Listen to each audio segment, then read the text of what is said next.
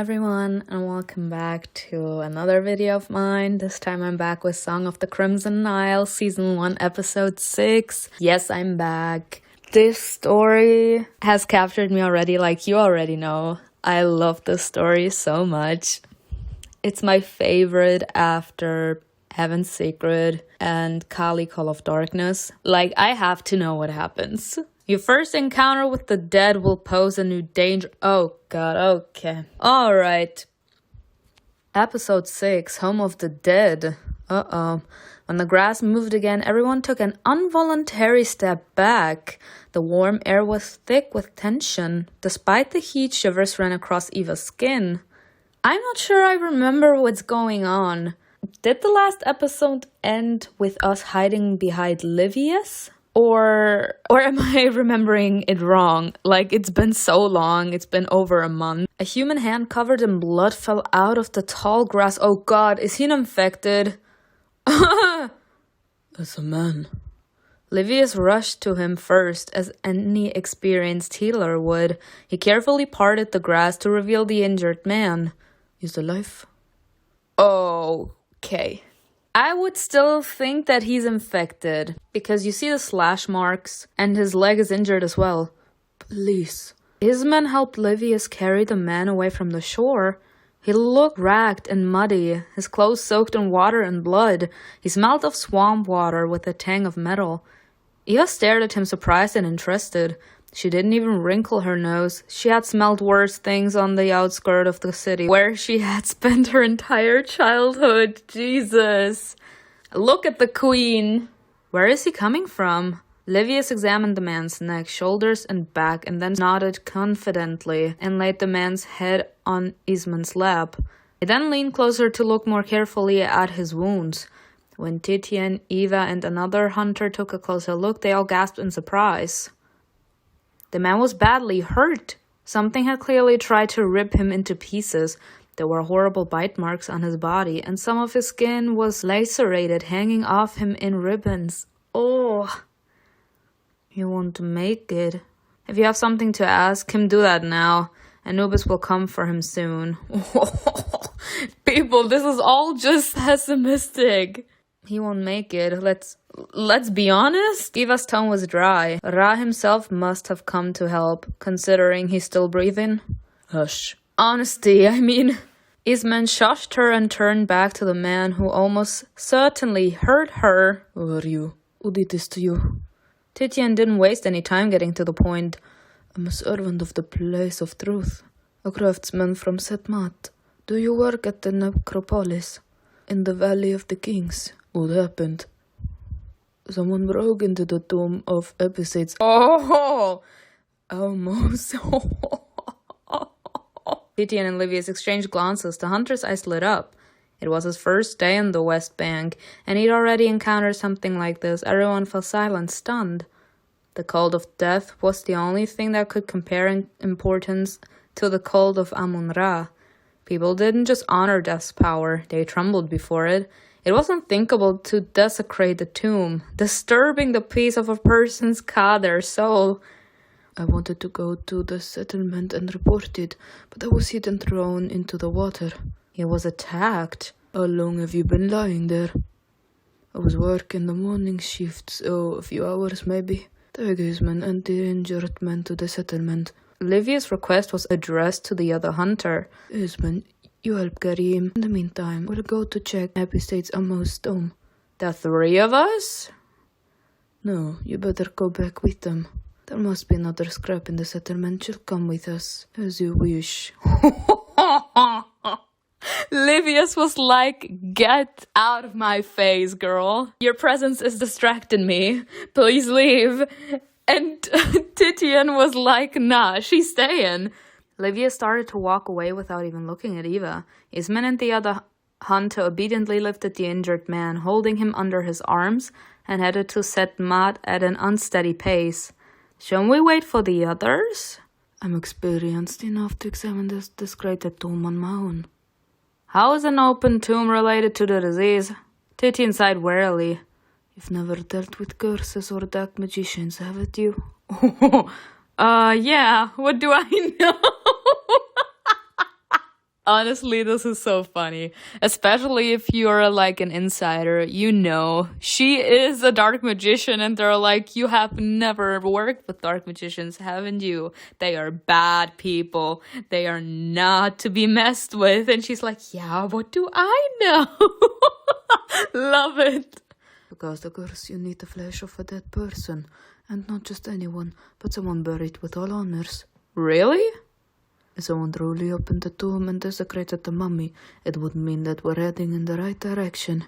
It would mean that dark magicians are behind the disease. Of course, always us. That's fair. Is this really a curse then? Eva didn't expect that. She had been laughing at everyone taking part in the expedition, thinking that they were wrong. In her opinion, the others were blaming the Sheshmu without any real proof. But at that moment, she felt that she could be the one who was wrong. I'm such a fool. I mean, everyone can be wrong. I like to consider myself as very wise for my age.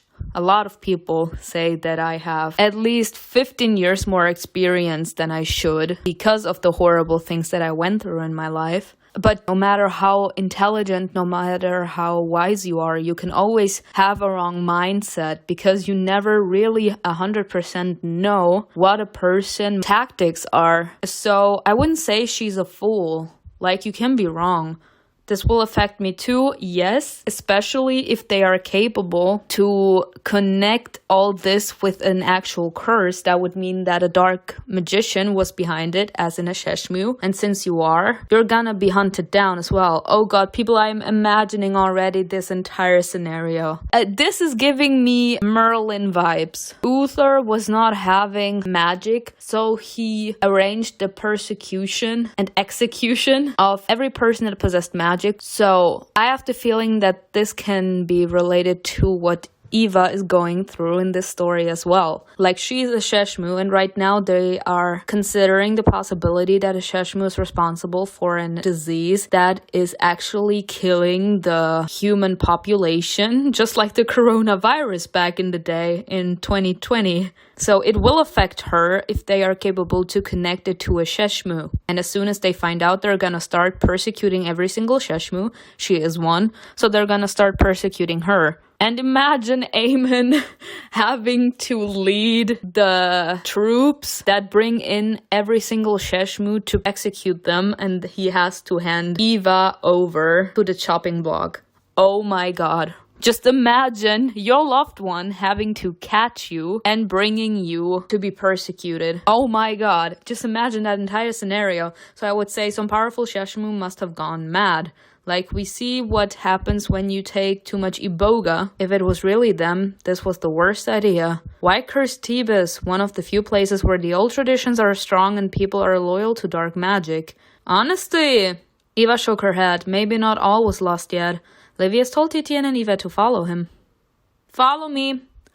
Follow me to the Doom. Oh my god, look at this beautiful place. The three of them stopped in front of the imposing statues that adorned the entrance to the valley.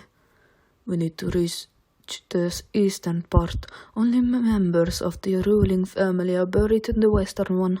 Who is this Epistates Almos? Livius just shrugged his shoulders. Eva was hoping to get some details out of him. Who he was, where he came from, but the healer was silent. He's not gonna tell us anything. Honestly, maybe I'm wrong, but I have the feeling that he knows that we're a Sheshmu.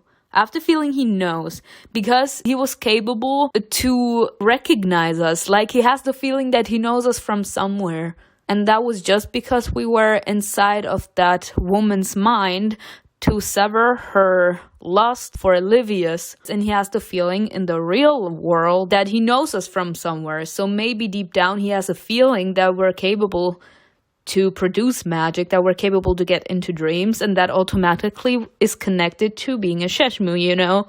So I have the feeling he's kind of cautious around her now. If he doesn't have to say anything to her, he's not gonna say anything. He simply walked on toward the tomb they needed. It was the Supreme Commander of Upper Egypt, if I'm not mistaken. The Pharaoh's advisor who was responsible for anything going on in Thebes relied on him. So an important man. Yes, if this mummy is somehow involved in the creation of the curse, there will be trouble. Path of honesty? What kind of trouble? Isn't there trouble already? The hunters are prowling the streets day and night, and I keep hearing about executions all over Egypt, yes! Even without thinking that the curse is caused by dark magic, too many people have already been killed. Is that what you think? If the pharaoh finds out that the Sheshmuar are involved in the Egypt cursing of one of Egypt's larger cities, things will get much worse. Yeah, persecution.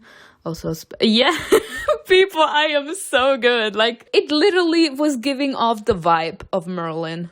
The first episode was already so much revealing. He executed someone just because he produced a spell. He immediately throws every single one into a pot and is like, you possess magic? Fine, I'm gonna murder you. You as well? Come here. He executes everyone that has magic, and they are gonna be doing the same if they will find some kind of evidence that Sheshmu are involved in a pandemic. Technically, this is a pandemic. All suspects will be executed, and every head priest interrogated. Hard times will come. This is very serious. Head priests are just as skilled as dark magicians. Expect they have permission to practice. Where's the justice in that? Period. Just like I cannot, people. Oh my god. I love this. This story is literally giving me life. I love her attitude so much. It connects to me so much. Oh my god. Like, literally. This is something I don't understand. You are doing the exact same thing I am, yet I'm being punished while you are also being praised for being capable to do something like this. Why? We're doing the exact same thing. Why does your name alone make it okay for you to use magic? And just because my name isn't that important in society, I'm being executed for that. Where's the justice in that? I love her. Yes! Interrogate the priest, but kill the suspects. Period. What if the suspects are not guilty? Do you think the pharaoh cares? If someone is cursed in a large city, you won't hesitate. Didn't I just say that?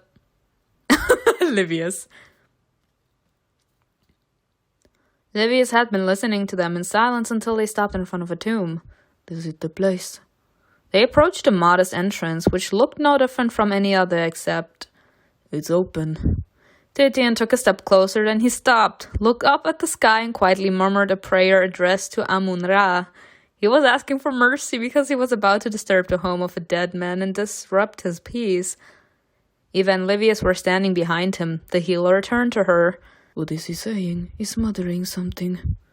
A prayer, so that the supreme god won't punish him for disturbing the peace of a deceased person. It's nonsense. Let him be. He's just carrying out his duties, so you should focus on yours, period. At this point, he's being bitchy with me, so I'm being bitchy with him. What would a foreigner know about this? Yes, Eva! Does the famous healer know a lot about prayers too? People, these are all just low blows. Oh my god. I think the first one is the biggest slap across the face. He's like, he's just carrying out his duty, so you should focus on yours. And you answer my questions, bitch. It's not like Titian is trying to force you to learn his craft. The craft of catching dark magicians. I can live quite well without it. Oh, poor soul, you poor soul. That's all nonsense. I'm so sorry, people. I can't. Remao had always taught them to be respectful of the dead. When practicing necromancy and coming into contact with wandering souls, Sheshmu were required to pay their respects to them. Otherwise, they might hold a grudge. Come on. I cannot. She was actually being like this. The hunter entered first, pushing aside the stone slab that served as the door to the tomb. Livius looked at Eva, but she shook her head. After you, Livius of Pella. Make fun of him, girl. The healer rolled his eyes and followed it. Yes, she is me. She's me. I love her. I love her. Murder him. Slaughter him in an instant. Whip his ass in shape. He lit a torch. Its faint light illuminated the narrow corridor. Watch your step. There could be anything in the dark. There wasn't enough light for Eva to see much of anything, as she was last in line. If you take a wrong step, you'll break your neck. Oh, thank you for the warning.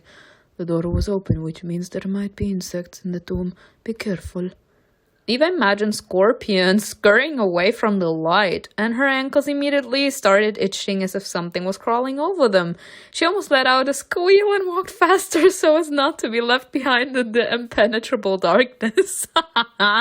Remau showed us a few dead bodies when he taught us about necromancy, but I've never been inside a tomb. It's stuffy and cold in here, and there are only 3 of us. I've heard a lot about the labyrinths of corridors and the burial places of the nobles. What if... I'm pretty sure that she's so lost in thoughts that she lost them. Oh, okay. Almost bumping into Livius, Eva slowed down. He grinned. How can you see that he's grinning? Are you in a hurry? You look scared. Oh... I'm not gonna give you the satisfaction. The corridor gave away to a descending stairway, very dim and narrow. To be honest, this place wouldn't be my first choice for a peaceful walk. I mean, no. What are you trying to pin on me? No. Oh! Sorry. Sorry. Didn't we just notice that the corridor is dim and narrow? Can I take your arm? Sir, why are you smiling if you're not having us? Excuse me? What's so funny? I can't see anything. I don't want to fall down or step on a scorpion or something worse. Oh, would my arm help? You're taller than me. You see more? Let me stop. I won't fall and I'll be closer to the light of the torch. You always only care about yourself. No, only when I'm strolling around a discredited tomb in the dark. Yes, queen! Yes, queen! Whip his ass! Whip his ass in shame. I love her. She does not know when to stay quiet. Like, there are some times where I have to, smack some sense into her because sometimes she should know when to be silent. But in these moments, I'm living. He's not having us, and I'm bitching at him. Like, what you want? Well, if you're afraid of the dark, it's time to learn to face your fears. Livius turned away, but Eva didn't relent and caught up to him. The staircase was narrow, but wide enough for 2 people to walk side by side. Did you hear what I said? No. Livius turned to Eva to give her a displeased glance, but that moment of distraction worked against him. He nearly fell down when he put weight on a step that was narrower than the others. Huh! Barely holding back a laugh, Eva grabbed his arm, stopping Livius from falling down the stairs. Now what did you want to tell me? Watch your step, Titian called out over his shoulder. Be careful, stay close to each other, and don't make any unnecessary noise. Eva whispered to Livius. Did you hear that? We need to stay close to each other. People, I can't continue. I can't continue. She's actually me. She's actually me. I love her. This is a really, really tight race between Amala and Eva. I don't know which one of them represents me more, but right now I have the feeling I'm steering more towards Eva, but I will see. She had no intention of letting go of his arm. Eva turned around to check how far they had gone, but behind her there were only steps that led up into more of the same area. Thick darkness. I can't see a thing. It's getting harder and harder to breathe. Oh, she's alright, people. Oh no, I forgot. She is petrified of the dark. She's petrified of the dark. She's petrified of the dark because of her traumatizing past. I think we saw that in the last episode, that she's petrified of the dark. She has nightmares. Livius turned around as well. He also felt uncomfortable at the thought that they were in a dark, confined space where there was no fresh air, moving deeper and deeper on the ground. His face took on a wary expression, but he didn't push Eva away. All right, if you feel safer this way. Of course. You're just saying this because you want to hold on to someone as well now. She made herself comfortable, pressing Livia's arm against her chest. How did they get all the necessary things through such a narrow corridor? Eva was asking mundane questions, looking around. Livius, however, felt a little awkward whenever his elbow brushed Eva's chest. Ha, sir! Are you a little awkward? Are you a little embarrassed? Is the crush coming out? The crush is definitely coming out. He stole a glance at the woman and wondered if she was doing it on purpose. Knowing Eva, she would. I don't know if I would do that. Nah, you know what? With the way he was treating us, I would do that. 100%. Like, I would be doing this on purpose. I would even start pulling him sometimes into my direction to be even closer to me so that he's capable to smell more of my scent, you know? You know? As in to provoke him for being such a bad guy, you know? We can't spank him in this little corridor. It's too dark. I'm so sorry. What? Eva noticed him looking at her and arched an eyebrow. You're odd. Am I? She turned away without waiting for an answer. You've piqued Livius' interest. Huh. Finally, the stairs ended.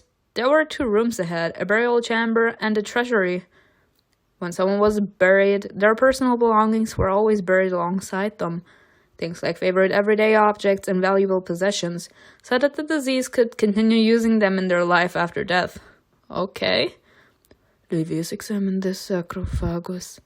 If it's unsealed, examine the mummy too. I'll take a look at the treasury. Maybe their only motive was to steal valuable items. How would you even know? Believe me, I'll be able to figure out whether someone has been rummaging through here recently or not. Eva, watch the healer and take notes. Titian lit another torch and handed it to Livius. Then he walked away. Come on. I'm coming. Wow. Eva and Livius entered the burial chamber. At first glance, everything looked undisturbed. The flame of the torch reflected off the golden dishes, cups, and vases that filled the room. The pedestal where the sarcophagus lay and the floor of the tomb were both made of some light stone. Can you smell it? The dense smell. Your perfume? Am I gonna be like that? Honestly, your perfume? Is that saffron and raspberry, I think? I'm so sorry. I had to. Livius frowned and narrowed his eyes at you. I had to. I never know what to expect when you open your mouth, Evitis. That's a good thing. That means that I challenge you. Cunning, period. I just don't want you to get bought, period. Always be surprised. Eva grinned. Livia sniffed the air. I'm an older saint. What does that mean? That's what mummy smelled like. The sarcophagus must have been opened. He walked up to it and moved the lid effortlessly, the mummy now easily accessible. Oh God.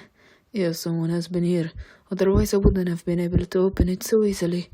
Livius placed his torch next to the sarcophagus and began examining the mummy. Oh my God.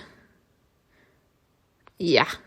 Eva looked at the careful wrapped body. It had once been a living person. Evitis?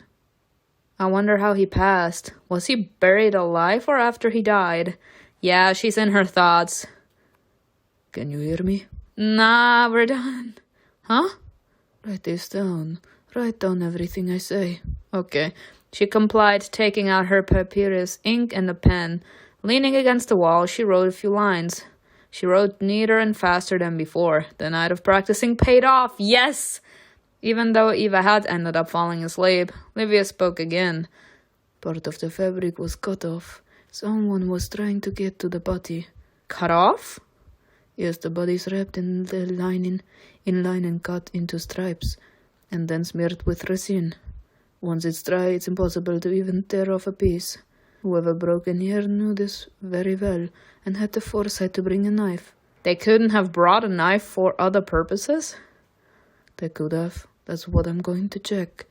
Livia started doing his job. He was so close to the body that a little push would have been enough for him to bump his nose against the mummy. I have respect for Livius. I could never. That would be too mean even by my standards. Titian's voice sounded in the chamber. I'm going back up to get Eamon. Stay here and do what you have to do. Will he even fit in here? That's what we need. Honestly. Will he even fit in here? There's not enough room.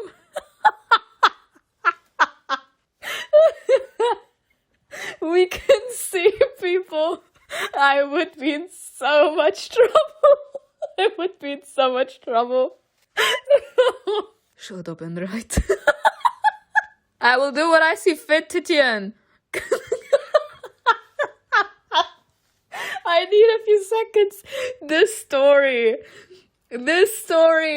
I'm laughing in this story so much. I cannot. Titian left. Eva turned her attention to the rest of the burial chamber. She thought about Epistate's Amos. I have to calm down, like... Was he like Eamon? Or maybe even grumpier? Oh! Girl, are you seeing your eyes? Did he have a family? Someone he loved? Her chest filled with warmth. She sat down carefully. Judging by his belongings, his service brought him great wealth. Who dared desecrate his tomb? The resting place of his Ka? Oh my god! Look at this picture!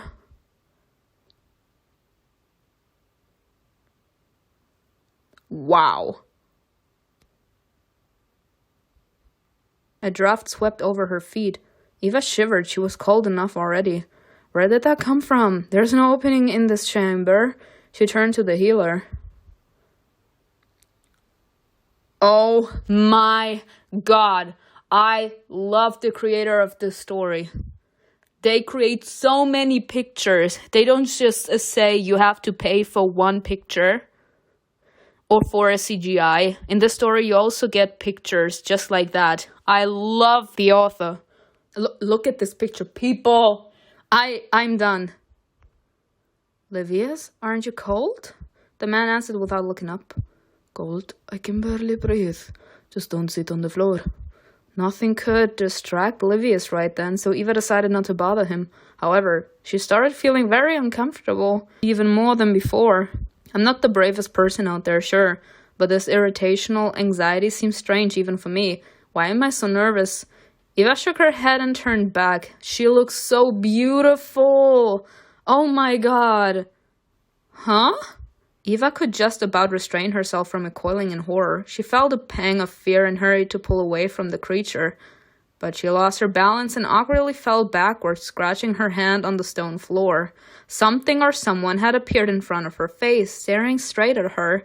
She clamped a hand over her mouth, unable to look away. Wow. Who are you and why did you disturb me? I did say she was having white eyes. The voice was low, unnaturally deep. Livius heard the commotion and turned around. Why are you sitting on the floor? It's cold. You'll get sick. Get up. He doesn't see him. Almost. That's me. Okay. What are you muttering about? I'm talking to myself. Don't mind me. Why did you disturb me? He spoke louder. His voice made Eva's blood run cold. I would say because we have more necromancy points than wondermancy. He spoke louder. His voice made Eva's blood run cold. Livius raised his head, puzzled. Did you hear that? Is it the draft making that sound? Without waiting for an answer, he returned his focus to the body. There is a cut here. I don't care about your cut. We're having a ghost in front of us. Our power says sickening. Is fed. What is Almo's soul doing here? We disturbed his peace. I mean, technically we did. He's been here from the very beginning. I must have gotten in touch with his car. We weren't close to the tomb. Livius opened it. So it wasn't us. I would say he has been here from the very beginning. He's been watching us all this time. How could I not have noticed him before? Or is there something else going on? Maybe I accidentally conjured his Ka when I was thinking about him? About his personality, his fate? To conjure a soul, you need to connect with it. Eva tried to collect her thoughts. She hadn't chosen a path yet. She was still considering whether necromancy was right for her. Should she be afraid of the dead? She was going to see corpses and souls very often if she decided to take necromancy commissions. She took a deep breath. Looking at her scratched palms, almost didn't take his eyes off her. Are you a necromancer? What a joy. Not all of you are dead yet. Dead? She was whispering, but it was too quiet in the tomb. Livius kept turning to glance at her. She's acting strange. He's gonna discover who she is very quickly, I have the feeling. Talk to him. What do you mean? Those in power don't want Sheshma to live. I didn't have time to speak against it. I died in my sleep. Were you killed? Yes. Wow. So, that's my thought. Someone wanted to start this curse a long time ago, and they used him for that. I do believe that it was right what I said in the beginning. We could choose what we think about this entire situation, and I was like, Sheshmu had too much power and then he went berserk. The people that create those curses are Sheshmu. So, was it possible that Sheshmu killed him in his sleep to could use his Ra to create that curse? That would be insane. What were they trying to accomplish though? By creating a huge plague. This is not Heaven's secret. He lived back in the days when the law banning dark magic was being discussed. Did those in power kill you? The pharaoh, the priests? Who did it? I don't know, but all my friends had power. His cow was now beginning to fade. If I had a Sheshmu mask, I could hold on to his energy and talk to his soul a little more. Not only Eva didn't have a mask, but she also had conjured his soul by accident. Almost Ka was about to return to where it came from. The insights. Check the insights. What? They're gone. Necromancy. You connected with Almost Ka. This new information will help you. Okay. Almost began disappearing into thin air. Get out of here. Oh, wow. I don't think that this was a threat. I think he was like trying to warn us. He has the feeling that something's coming. He was gone. Uh-oh. When Eva felt a hand on her shoulder, she gave a startled shriek. Livius, he saw everything. If it is, are you alright? Why are you still sitting on the floor? You're shaking. I feel sick. I want to leave. Help me. At this point, I can't get up. What's the matter? I'm not quite done yet. We're disturbing the soul of the man buried here. Livius looked at her warily. He wasn't mocking her anymore. He put both his hands on her shoulders. He cares. Deep down, he cares. He's acting like a dick, but I have to compare him a little with Aemon because they are both very powerful beings. Not with like supernatural powers or something, but in their status. They know what they're doing, they are disciplined, they are responsible, they are respected. They both have this cheeky attitude, like this arrogance. But like both of them have like this personality trait to want to get their job done, but they don't necessarily want to hurt anyone. They just want people to be respectful. They want them to be focused on their tasks ahead because they could cost them dearly if they screw up, you know? But if someone really doesn't feel well, they worry. He's worrying about her now. Alright, we'll figure it out later. I'll help you get up. Let Livius lift you up. She nodded. He bent down, wrapping his arm around her waist. Hold on to me, just not too tight. Eva had to almost hug Livius to make it easier for him to help her up. She could feel his warm breath on the skin of her neck as he crouched down next to her to be at her level. Fear makes me more sensitive. Livia's shoulders tensed. She snuggled closer to him. Oh, I'm sorry. I'm sorry. Then he got to his feet and lifted her up so that she stood next to him. He didn't let go right away. He turned to her with a question in his amber eyes. Well, feeling better? Yes, thank you. I didn't expect to have such a reaction. It's fine, you're a woman. This is sexism. Don't come at me with that sexism. You're a woman. A period! I love her. I love her. She's me. Like, it's confirmed now. She literally is acting like me all the time. Eva is me completely. That has nothing to do with it. Livius suddenly grinned. Not so witty now, huh? Is this funny to you? No. Honestly, I have the feeling he was trying to lift her spirit by trying to, challenge her, as in by mocking her. So that's why he said it like that, Because as soon as she was like, do you think it's funny? He immediately stopped grinning and he said no. As in, no, I don't think this is funny at all. As in, I don't like to see you in this state. I just like watching you whenever you need my help. Are you kidding me?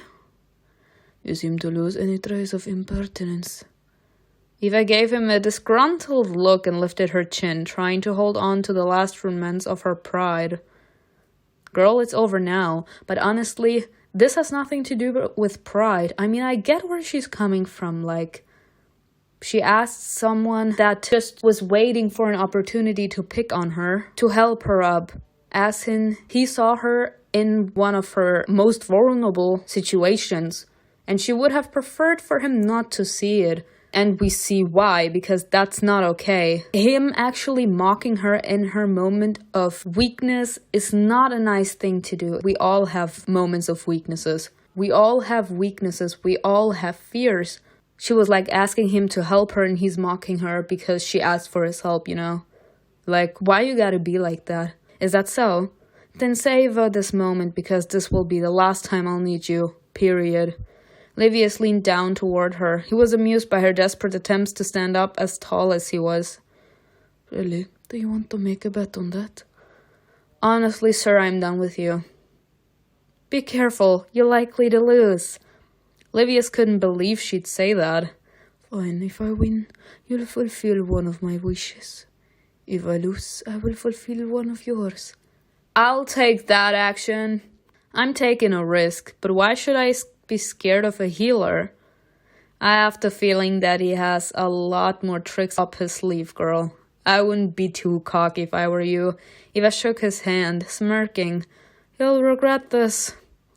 I've no doubts about that. He knows he's gonna regret it? He's saying, I know I'm gonna regret this. No matter if I lose or if I win, I'm still gonna be winning here. I have the feeling at this point, the way he said it, he's willing to lose. Just to be dominated by us. Another kink gets discovered here. Eva turned away to check if she had left anything on the floor. Livius kept sneaking glances at her. You've made a bed. Make sure not to lose. Titian and Eamon joined them. My soulmate. Sorry. Did you find anything? Yes, there is something. Show me. Go ahead, I'll take a look at the first chamber. And where should I go? Eamon gave her a quick glance. Stay here. Livius led Titian back to the sarcophagus, telling him about his findings. Eamon began to study the burial items. Chairs, vases, chests, jewelry. Eva just stood there, her hands clasped behind her back. What a stark contrast. The conversation had been flowing so smoothly with Livius, but next to Eamon the silence seemed suffocating.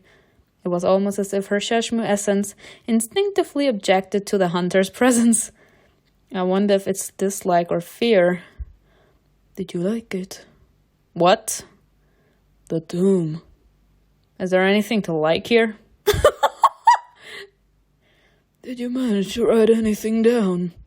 No, I wasn't, because I'm still incapable, Honestly, I would have to mock him like this, because this is him actually being petty now. But I understand why he's saying it. He's like, you were mocking me, even though you weren't capable to write. Now show me that you were capable to write something now. This is like him mocking her. It's like, were you capable to write something down now? Are you sure that Livius wasn't dictating his words too fast for you so that you could only write one word? A little. Show me. Eva was stunned for a moment. Her hand stiff, she took out the papyrus and looked sheepishly at Eamon. She feels so small next to him. But honestly, I understand. After he did punish her, even though it was just to teach her respect in a certain sense. He didn't actually hurt her or something. He just told her, clean those vases. What's that look? He was smiling. Yeah. Is he laughing at me? The epistates looked at the papyrus. That's better. I'm trying my best. Eamon noticed Eva's scratched hands. He frowned and pointed at them. What happened? Oh, he's not having it, okay? My hands? I fell. Here? Yes, it's stuffy in here. Clumsy. Be careful. Are you worried about me, sir? Eamon is slightly fond of me. People, what can I say? He began to examine the goods again, saying, Titian will take you to the settlement once he's done here. Shouldn't I stay here and record everything you do? He wants you to go home and rest, doesn't he? He wants you to get your wounds cleaned. Eamon froze for a second, but immediately went back to what he was doing. No, that won't be necessary. That doesn't work for me. They're going to discuss the situation and I don't want to miss out. What if it's something important to all dark magicians? Invisible God, what if that's why the epistates is sending me away? Does he suspect me? But I haven't done anything yet. Nah, he does not suspect you, but you're not capable to think that far ahead yet, girl. Eva was thinking nervously. If she begged Eamon to let her stay, it would only stir his suspicions. Could she stay and eavesdrop? No, there was no way she could manage to do that. Eva pursed her lips in frustration. Too is fed with this. I don't actually need to do any of this. She said nonchalantly, Whatever you say, epistates, I'll be waiting for you upstairs. Okay.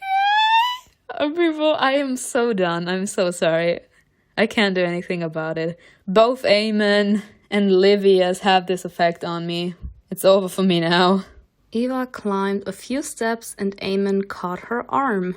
I have the feeling that the most dangerous relationship in this game is the relationship between Eva and Eamon, because he literally is an epistate, as in high position. He has a lot of power. And from what I understood from the beginning of this episode, he's also a known hunter. Livius is most powerful healer and gets to boss the other healers around.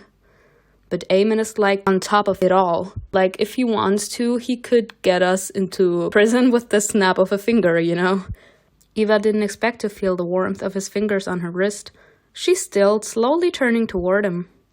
Epistates? Not so fast. Where do you think you're going alone? What if there's someone outside? Well, sir, come with me then. Climbing the stairs without a torch. Are you trying to get yourself killed? Sir, that much worry in your voice? So that means I am special. I mean, I did provoke him the first episode. I provoked him insanely much, but this is actually very interesting. The narrative already said it, that he's fond of us, so he wants us to be safe. So we actually know that this is actually coming out of a place of worry, and not him just scolding her. Eva replied confidently, I can take care of myself. Path of honesty. Whether I get myself killed or not, why would you care? She doesn't have the sight yet. You know, the sight when you are capable to see through someone's emotions, through someone's actions, and you can actually see what their true intentions are. He is worried about us. It's very, very dangerous to go up there, or let's just say down, without a torch. She admitted that she doesn't want to go up because she's like, what if they say something about my race? He's probably gonna use some lame excuse saying, yeah, you're one of our scribes, you joined our group, so now I'm responsible for you, and you do not get to die on my watch. Do you want me to punish you again to listen? Or something. I see no reason for the episodes to pay such close attention to me. Why are you smiling like that, sir? Did we make you crumble already? He has good enough reasons. Eamon was now also speaking of himself in the third person, as she just did. And what would those reasons be? Come back down the stairs, Ivitus, and I'll share them with you. Oh! Sorry. He held her wrist gently but firmly. It was impossible to French free. Standing 3 steps higher, Evitus was finally able to match Eamon's height. She was now face to face with him, looking into his eyes and into everything that lurked behind them. So intense. Invisible God. Did such eyes really exist? He is the living proof. He's an exception. He's the only one that has the right to have such beautiful hair and such beautiful eyes. Eva shook her head and muttered, "You're being kind, Epistates, but I'll go, alright?" Did I say you could go? Eva was about to turn away, but Eamon pulled her toward him. "Sir, are you okay? Is there something you wanted to say here?" There was a tinge of irritation in his movement. I have the feeling he's doing this without actually realizing he's doing it. He doesn't really want to acknowledge the fact that he likes her. Like I said in episode 5, he's intrigued by her actions, that she doesn't seem to be a bootlicker like everyone else around him. Curiosity turned into interest. I have the feeling that Eamon is acting on impulse right now. He doesn't actually want to grab her arm. He doesn't actually want her to be there because he's like, "I can't trust you, you lied, I don't know, like you're acting shady, you're coming out at night, etc." But I think right now he can't do anything about it. And he wants us to be close to him, but he can't actually go out and say it because, that's inappropriate because he is the Epistates. Eva was right next to him now, almost falling from where she stood. She could have broken her neck, but Eamon caught her in time. She bumped face first into his broad chest, her nose hitting the hard muscles. Eva was taken aback. She looked up and stammered, "Why?" I already told you. I didn't give you permission to leave. He doesn't want you to leave. My assistant is no longer needed. That's a sign for me that I have to get out. Him just saying I didn't give you permission to leave, it wasn't necessary for you to give me permission to leave. He held Eva by her arms and she had no choice but to cling to the Epistates so very close to him. She thought about pulling away, but Eamon leaned toward her and whispered, "He's like, if you dare to move away, I'm gonna kill you." Stay where you are until I tell you otherwise.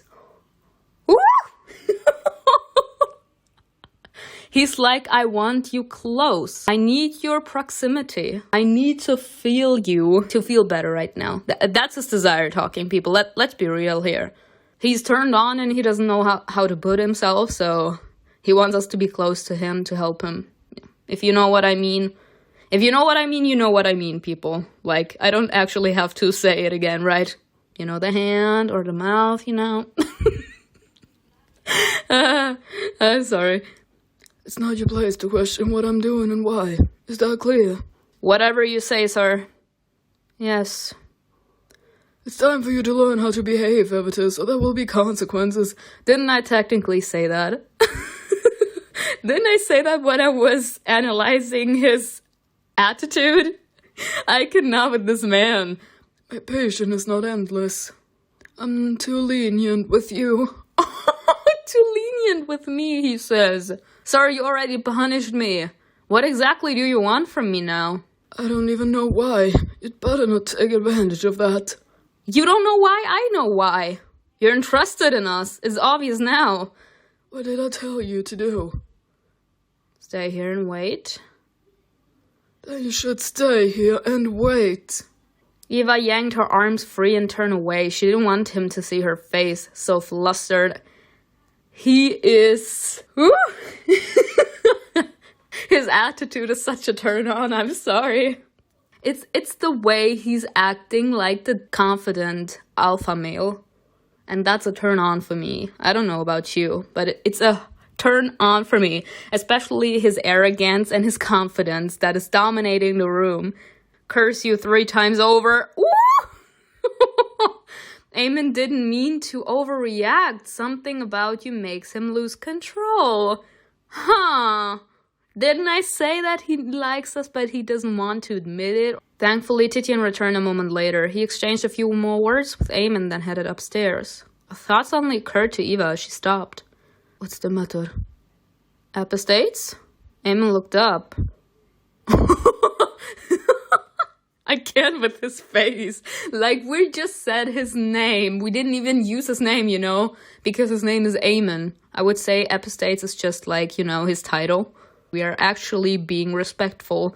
We're using his title. And just us talking makes him that mad. Are you that turned on by me already, Eamon? That turned on by me? Just by my presence? The insides. What? Check his insides. With that, she continued climbing the stairs. Alright, the ghost. Eva and Titin arrived back at Set Mat after midday. The break for lunch was almost over, so Eva hurried to find her friends. They were eating dishes that had been prepared in advance back in their settlement. Her friends shared with her their impressions of the questioning and the attempts to cure the sick. They don't look contagious. I was told that many visiting healers have been for a period of time, but upon leaving the settlement, they were still completely healthy. Eva also wanted to share her story about what she'd seen and who she'd spoken with. After all, one's very first meeting with the K.A. of a dead person is a memorable event. As she was about to, she was interrupted by Dia. Dia, do we really have to talk about your addiction? Are you crawling around the floor of the tomb or what? Why? You don't look your best. I was wondering where that smell was coming from. Dia, you actually believe that this is the time to make fun of us? It's not from the tomb. It's just that yesterday Ramesses and I... No, I can smell it too. That's the smell of those who work with the dead. But I washed my hands and face. You two leave me alone. Come on, you'd better change. There's a woman here, the sister of the worker you found. His sister? Yeah, she's selling everything she owns so that she can pay for her brother's treatment. She's heartbroken. You could help her by buying some of her clothes. This is horrible. Like the state would have to do something about that. I have to address this now that we're here. Because we as humans are trying everything we can to survive. So we have to work hard to get money. The state takes our money and builds streets, builds hospitals, etc. as in because of our taxes that we have to pay. And that's okay. Like we're helping the community. But it's not just one person that's paying taxes. The state should use the money that the people that live in it give to help the people that actually need it. There are a lot of people that are walking around asking the humans that already pay so much taxes to help them out when all the taxes almost leave you broke. Like the state would have to do something here. Eva nodded. Alright, that sounds good. Dia smiled approvingly. I'll wait for you here. Go, Eva. It's impossible to be near you right now. Oh, I'm sorry. A few minutes later, Dia and Eva arrived at a house across the street. That's just an excuse to make us buy something. A woman met them there. Her eyes were full of sorrow and she didn't seem to care about the fate of her belongings. Eva could choose from several options. I feel bad for her. Rags! Choose all of them? Okay. Ooh, you know what? I like the green one. It just has something.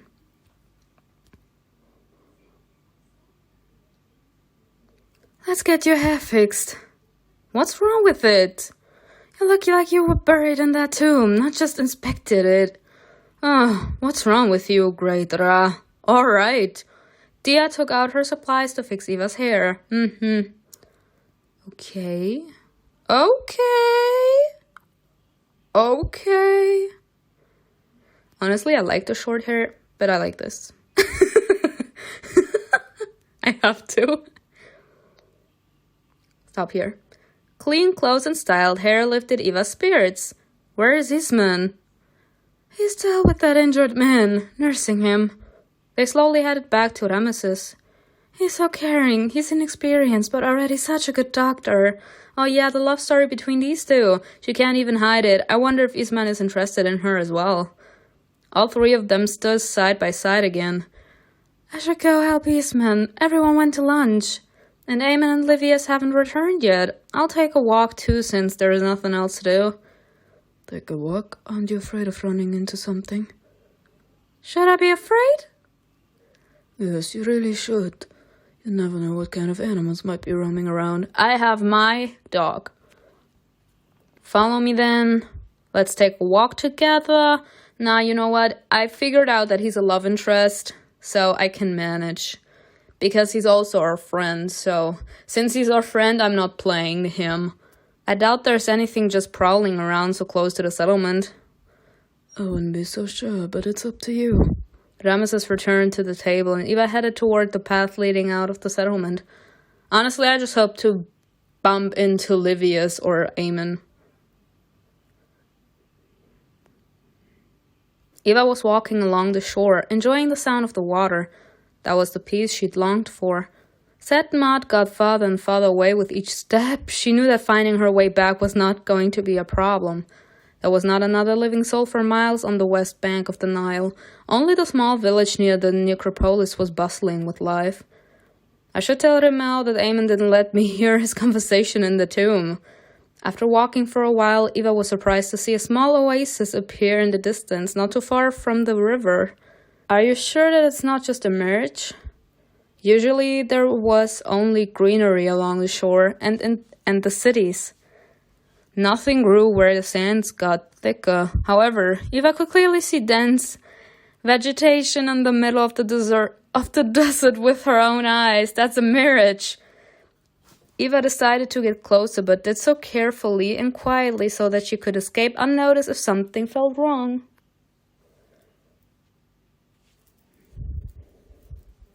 Soon the beautiful oasis was before her eyes. Oh my god, that's beautiful. So no marriage. Tall palm trees stretched toward the clear blue sky, and behind them red sand stretched for what seemed like thousands of miles. A small lake was surrounded by all sorts of plants. Fed by the Nile, the lake itself was nestled in a small hollow, a quiet and secluded spot. Eva walked closer, looking at the colorful flowers and palm trees. She couldn't see anyone around, nor any large predators. Why didn't they build a settlement there? It's a lot more beautiful than in the wasteland. Or maybe it's beautiful exactly because there is no one living here? Eva was one of those people who try to avoid unneeded company, especially large crowds. She never had a relationship and had very few friends. I can relate. The perfect candidate for the job of a dark magician. Oh? What? Hello? Alright, hot man. Let's appreciate his beauty. She stopped when she saw a man coming out from under a tree. He leaned down toward the water. Another love interest? A light cape covered his head and body, but Eva was able to see his face. Who are you? Who are you? I'm sorry, he's fine. He's fine. Yeah, ... me. You left me speechless, sir. Who are you? He gives off the impression of Aemon too, honestly. Like the way he's standing. Exactly my face, girl. He noticed her. Oh. Who are you? The man straightened up and smiled. How long have you been watching me? Excuse you? How was that a smirk? Aren't you scared to wander around here alone? Should I be scared? Pulling off his cape, the man shook his head. No, it's safe here. He then took a slow step toward Eva. Of course. Like, why not? They get you all hyped for a new hottie and then they say goodnight. Even though it's still Aemon and Livius for me, I'm intrigued who this man is because he actually gives off Epistates vibes, you know? When I saw the picture as in the illustration, I had the feeling that he literally looked like Aemon. We got a similar illustration in episode 1 from Aemon. I couldn't stop laughing this episode. That's a good sign that the writing is good. But yeah, let's see what kind of points I have. Okay, 3 honesty points. So 24 honesty points, 20 cunning points, 1 necromancy points, only 1 uniromancy points. People, I have the feeling that I'm going to be working with the dead a lot in the future. 12 renown points. So, yeah, and that was it. I hope you enjoyed it. Tell me in the comments below what you think was best and who you'd prefer for me to go with, because I have the feeling the more I play them, the more it could be dangerous. You tell me in the comments who you would prefer for me to go to in the first go through, Eamon or Livius. And I hope you enjoyed it. Tell me in the comments below what you think was best, and I will see you in another video. Bye.